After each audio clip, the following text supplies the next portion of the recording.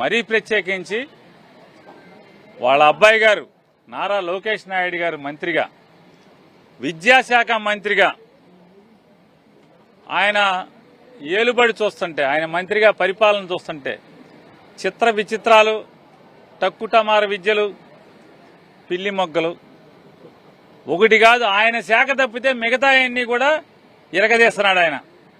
ఆయన శాఖను గాలి కుదిలాడు, మిగతా అందరి శాఖల్లో ఏలెట్టి ఏదో ఉద్ధరిస్తున్నానని చెప్తున్నాడు నారా లోకేష్ నాయుడు గారు. సమాజానికి ఉత్తమమైనటువంటి పౌరుల్ని అందించాల్సినటువంటి పాఠశాలల్లో గురువుల్ని నియమించాల్సినటువంటి విద్యాశాఖ ఎంత తప్పుడు పనులు చేసిందో, ఎన్ని అక్రమాలు చేసిందో అసలు చూస్తే మనకి ఇంత దుర్మార్గాల, ఇంత పాపాల. 99 పైసలకి భూములు ఇచ్చి బాగానే వేసుకుంటున్నారు కదా. అలాగే అమరావతిలో కాంట్రాక్ట్లు ఇచ్చి చదరపు అడుగు 20,000 రూపాయలకి, ఒక్కొక్క ఆఫీసు కడతాకి అడుగుకి 20,000 రూపాయలకి కాంట్రాక్ట్లు ఇచ్చి బాగా వేసుకుంటున్నారు కదా. వీటిల్లో కూడా వేసుకోకపోతే ఏం కర్మరా అని చెప్పానంటే, సమాజాన్ని తీర్చిదిద్దేటువంటి స్కూళ్లలో, ప్రభుత్వ స్కూళ్లలో పనిచేసేటువంటి, చదువు చెప్పేటువంటి గురువుల నియామకంలో కూడా ఈ తప్పుడు పనులు చేయటం. ఇక ఎవడేమనుకుంటాడనేది సిగ్గొదిలేశారు. కనీసం పాపభీతి, అరే సమాజానికి నష్టం చేస్తున్నామే.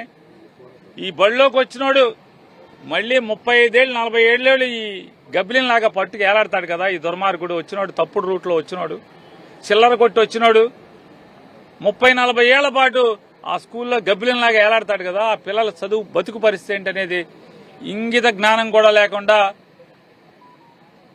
చంద్రబాబు నాయుడు గారి ప్రభుత్వం, ఆయన కొడుకు నాయకత్వంలో ఎంత నీచాలు చేశారంటే, 16,000 పైచిలకు టీచర్ పోస్టులు తీసాం, మెగా డిఎస్సీ అని చెప్పి ఎంత డగా డిఎస్సీ అంటే మెరిట్ లిస్ట్ ప్రకటించరు.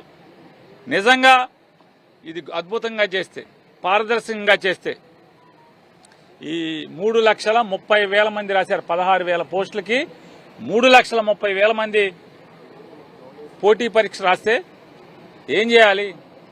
మెరిట్ లిస్ట్ ఇవ్వాలా అక్కర్లేదా? ఎవరికి ఎన్ని మార్కులు వచ్చినాయి, 1వ ర్యాంక్ ఎవడికి, 3,30,000 ర్యాంక్ ఎవడికో ఇవ్వాల్సిన పని ఉందా లేదా? ఎవరంట మెరిట్ లిస్ట్ ఎవరంట బయటికి, ఎవరికి ఎన్ని మార్కులు చెప్పరంట.